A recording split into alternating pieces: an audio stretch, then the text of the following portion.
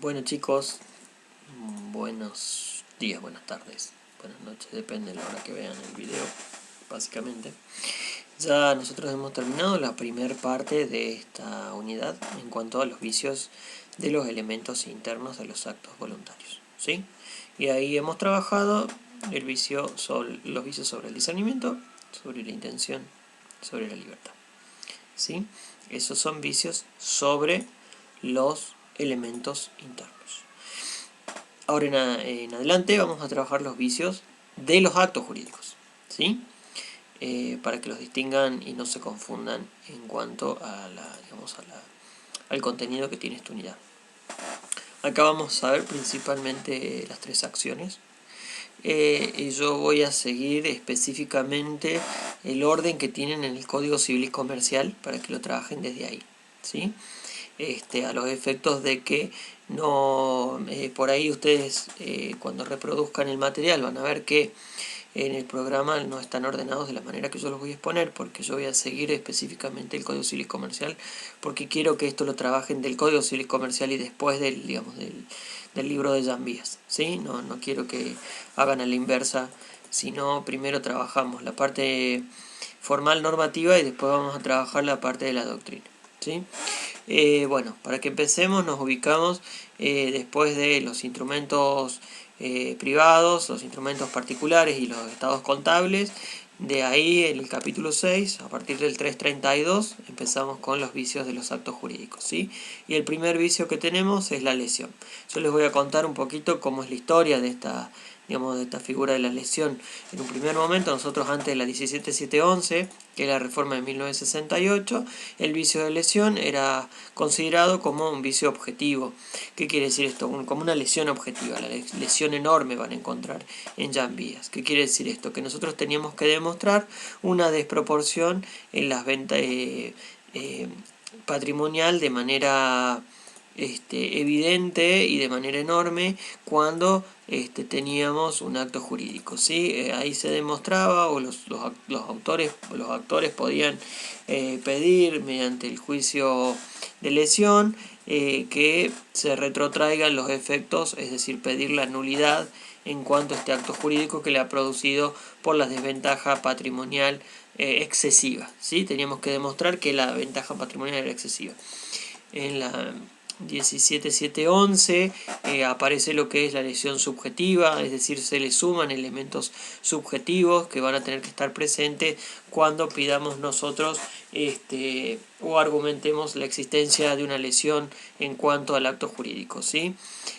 Para que ustedes tengan en cuenta, el vicio de lesión aparecía como una herramienta cuando nosotros no teníamos la presencia de alguno de los vicios en cuanto al discernimiento, ¿sí? No teníamos la presencia de un menor o no teníamos la presencia de una enfermedad mental que impidiera que el sujeto se relacione con el entorno. Entonces aparecía la lesión subjetiva con tres situaciones.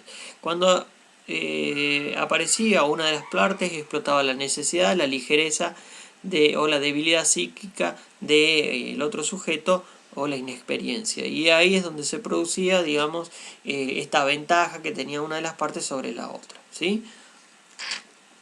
Si ustedes leen el 332 van a ver que puede demandarse la nulidad o la modificación de los actos jurídicos cuando una de las partes, explotando la necesidad, lo voy a hacer con el dedo, la necesidad, debilidad psíquica o inexperiencia de la otra, obtuviera por medio de ellos una ventaja patrimonial evidentemente desproporcionada y sin justificación. Acá en la primera oración ustedes van a encontrar los dos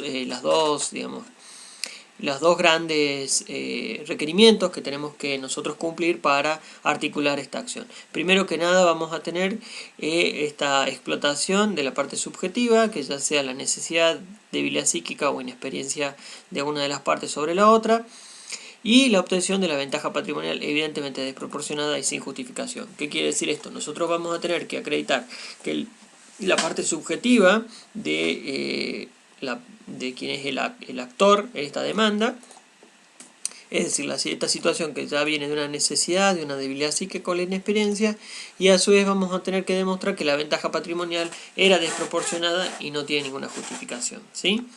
El mismo 332 nos establece una presunción en cuanto al segundo párrafo que les dice: se presume, excepto prueba en contrario, es decir, una presunción iuris tantum, que existe tal explotación en el caso de notable desproporción de las prestaciones. Acá es donde nosotros encontramos lo que es el resabio de la lesión enorme o la lesión objetiva con esta presunción. Es decir, que vamos a tener que una notable desproporción en las prestaciones, vamos a tener la presunción de la existencia del estado subjetivo. Por lo cual, adquiere mayor preeminencia la desproporción. Si la desproporción es evidente y desproporcionada, nosotros realmente vamos a tener que acreditar eso para que la presunción funcione. No obstante, la otra parte va a poder presentar pruebas en contrario, por lo cual esta presunción no es de iure, sino es iuris tantum, ¿sí? El tercer renglón, o la tercera oración de este 332 nos dice que los cálculos deben hacerse según a valores al tiempo del acto y la desproporción debe subsistir en el momento de la demanda. ¿Qué es lo que quiere decir?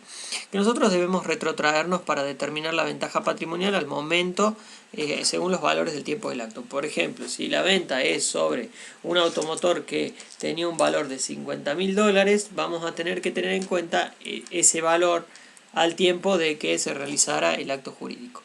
Y la desproporción nos dice debe subsistir al momento de la demanda. ¿Qué quiere decir? Por ejemplo, si ese auto valía $50.000 y se pagó $50.000 al momento de la realización del acto, y hoy vale pesos transformados a $50.000, la desproporción no existiría si nosotros establecemos que el valor de plaza es igual a $50.000 a hoy, ¿sí?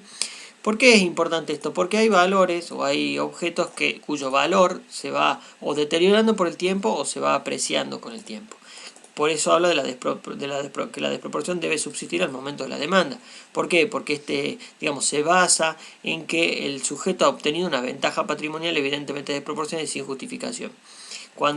Si nosotros interponemos la demanda y la ventaja patrimonial al momento de la interposición de la demanda ya no existe, no vamos a poder nosotros fundar esta acción, ¿sí? Eso es, lo que mantiene la lesión, el acto de lesión, para que los valores sean consistentes al momento de la demanda. ¿Qué quiere decir? Que si el valor que nos ha dado, por ejemplo, la entrega o en una permuta puede ser un ejemplo bastante fácil de entender. Cuando hacemos una permuta de un vehículo por otro y entendemos que ha habido una explotación, por uno de los casos vamos a tener que nosotros determinar los valores al tiempo del acto y los valores al momento de la demanda. ¿Por qué? Porque si ese auto que nosotros hemos recibido y en el momento del acto jurídico había una desproporción, pero luego ese auto es apreciado en el tiempo por su valor histórico o por su singularidad, nosotros ya al momento de la demanda no vamos a tener esa desventaja patrimonial que no ha tenido justificación, ¿sí? Bueno, el cuarto párrafo tiene que ver con la primer parte de este artículo, porque el 332 les dice: puede demandarse la nulidad o la modificación de los actos jurídicos. A esto se refiere el cuarto párrafo, porque nos dice que el afectado tiene opción para demandar la nulidad o el reajuste equitativo del convenio, pero la primera de estas acciones se debe transformar en acción de reajuste si éste es ofrecido por el demandado al contestar la demanda. ¿Qué es lo que quiere decir? Bien, quien ha sufrido esta lesión subjetiva, quien se ve que ha sido aprovechado su situación subjetiva y ha obtenido esta desventaja patrimonial en cuanto al negocio jurídico, tiene opción para demandar la nulidad, es decir, que las cosas vuelvan al estado anterior del acto jurídico, se prive de efectos del acto jurídico. O no obstante, puede pedir el reajuste equitativo del convenio. ¿Qué quiere decir esto? El reajuste equitativo o la modificación del acto. Que le pague lo que realmente le tenía que dar, es decir, que le pague el valor de plaza. Cuando nosotros entablamos la lesión subjetiva, recuerden que es una acción judicial, ¿no? La acción judicial se establece con una demanda. El demandado tiene el tiempo de contestar. Él, en el momento de la demanda, o al contestar demanda, puede pedir el reajuste, es decir, transformar la acción de nulidad en un reajuste. ¿Por qué? Porque va a restablecer esta ventaja patrimonial que él ha obtenido. Por ejemplo, teníamos que vender el auto para pagar una deuda.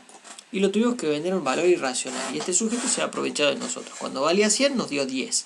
Cuando nosotros demandamos la nulidad, este demandado puede decirnos, bueno, le pago el valor de plaza del auto y nos paga los 90 que faltan, que nunca nos había pagado, ¿sí? Bueno, el último párrafo nos habla de quién va a ser el legitimado para ejercer la acción. Recuerden las clases anteriores cuando hablábamos de los legitimados, la diferencia entre un legitimado y aquel que tiene el poder. ¿Quiénes son los legitimados? Aquellos a los cuales la ley les otorga la representatividad o la titularidad de una acción judicial. Esos son los legitimados. Como por ejemplo si nos retrotraemos a hablar de la acción por ausencia simple. Cuando hablábamos de la ausencia simple, trabajábamos sobre el legitimado. ¿Quién podía pedir la ausencia ante el juez? ¿Quién podía pedir la declaración de la ausencia? El Código Civil ha mantenido las pautas del... El Código Civil Comercial, perdón, ha mantenido las pautas del Código Civil y ha simplificado algunos términos y los ha vuelto más claros. Si ustedes se fijan en el libro de Janvías, probablemente ustedes tengan la regulación del Código Civil. Los elementos de la lesión, bueno, ya los hemos trabajado para que los recuerden, los elementos subjetivos, esta cuestión de la situación de necesidad, refiere que el sujeto está en un estado de peligro, que puede ponerse en riesgo su salud, su honor, su libertad o incluso los bienes y las cosas, ¿sí? Esta necesidad o esta amenaza tiene que tener la aptitud o la idoneidad suficiente para que el sujeto se vea en la necesidad de realizar el negocio jurídico. La debilidad psíquica va más allá de las cuestiones que tienen que ver con la ligereza que hablaba el Código Civil Comercial. Lo que quiere decir es que el estado patológico del sujeto le va a impedir que adquiera dimensiones plenas de lo que está ocurriendo, ¿sí? La inexperiencia nos habla de la falta de conocimientos necesarios que se adquieren con el uso y la práctica. Es decir, personas que por su corta edad o su corto, digamos, trayectoria dentro de lo que son la vida jurídica puede caer en esta situación de inexperiencia. La explotación tiene que ver con, a diferencia de lo que ocurre con el dolo, no se genera una situación de inferioridad, sino que se adueña de ella y la explota, es decir, aprovecha las situaciones anormales. Este es un obrar obviamente contrario a la buena fe, por lo que si bien no maquina o oculta, sí maneja las condiciones del negocio, es decir, sí involucra su acción sobre el otro. Bueno, el elemento objetivo ya lo hemos hablado, nos dice de la ventaja considerable, siempre y cuando va a estar esto librado a la apreciación judicial, el juez va a tener que determinar la existencia o no de esta ventaja. ¿Cuáles serían los requisitos formales? Lo que hablábamos de que se mantenga con el tiempo esta desproporción, es decir, que no desaparezca la falta de equivalencia notable entre una prestación y otra. Si desaparece este aprovechamiento, nosotros ya no vamos a tener sustento para entablar la acción. Los efectos, ya lo hemos hablado, serán la nulidad o el reajuste de las prestaciones y por último la legitimación. En cuanto a la prescripción, ya saben y ya hemos hablado de qué es la prescripción, es decir, es un instituto jurídico que priva de la acción, nos priva a nosotros de la posibilidad de exigir judicialmente el cumplimiento de algo por el transcurso del tiempo y la inacción de la persona. De todas maneras, nosotros en la última unidad volvemos a ver prescripción.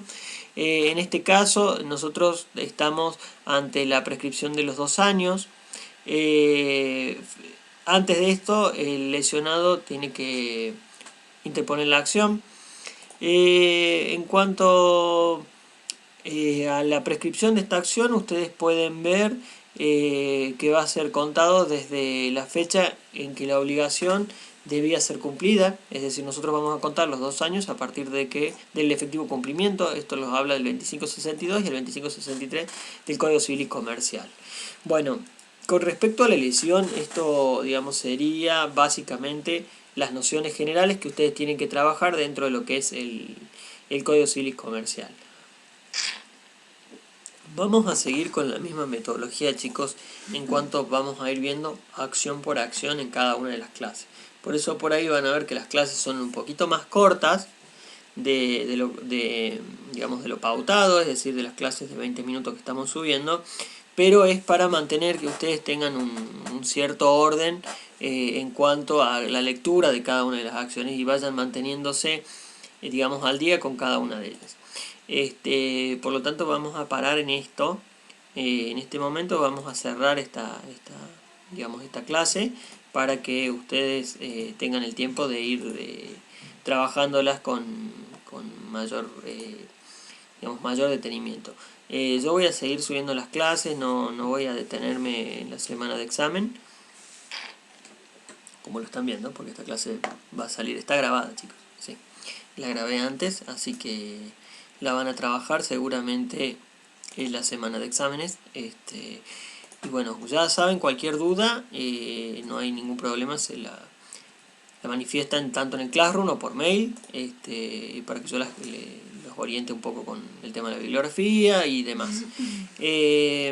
Estamos ya bastante cerca del parcial, así que probablemente esta semana les suba un cuestionario para que vayan aceitándose un poquito en lo que vamos a trabajar en cuanto al formulario del parcial, ¿sí? La misma metodología del primer parcial, para que vayan teniendo en cuenta. Seguramente haremos una simulación del parcial antes, a los efectos de que ustedes puedan realizar la mecánica de manera adecuada, ¿sí? Con el formulario. Bueno, desde ya les dejo un saludo grande y espero que anden muy bien, chicos. Y bueno, además de decir que cuídense un poco.